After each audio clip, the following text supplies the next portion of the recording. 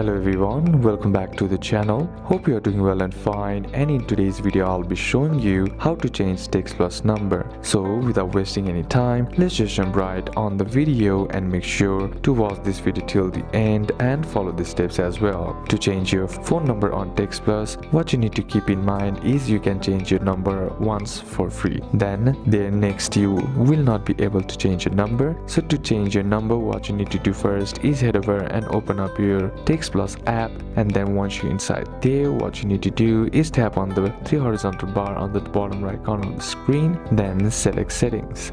Then once you're inside here, what you need to do is tap on your contact info. Here tap on the get your free text number plus, simply tap on that. Now choose your bundle and then tap on continue and follow the on-screen prompts to successfully get a new number or change your number. So these are a couple of steps that you can apply, and that's it for today's video guys. Hope this video was useful to you. Leave a like if it did, comment down any questions that you have, and see you soon on the next one.